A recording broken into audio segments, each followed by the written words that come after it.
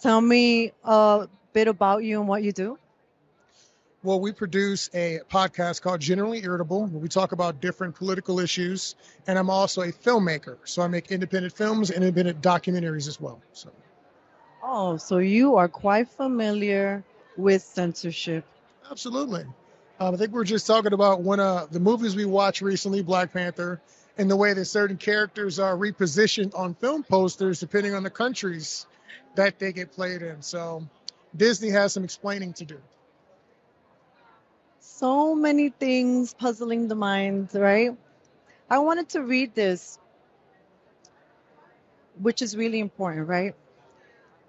We here are experiencing in America a censorship that is nothing like we have recognized, right? We are seeing a social media censorship, but we're also seeing parallels, right? A lot of this has roots in the CCP.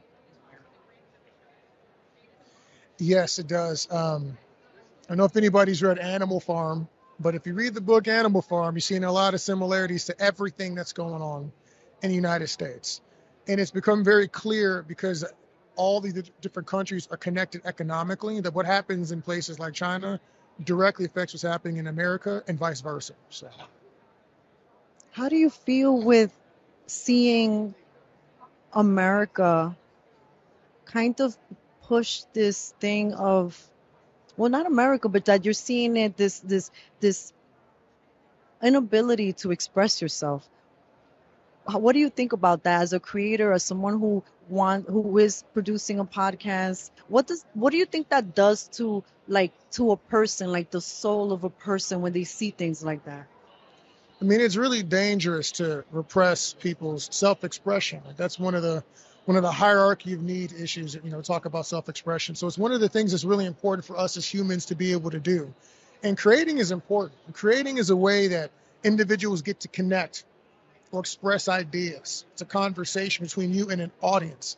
When you stop people from having those sorts of conversations, there are dangerous repercussions from things like that.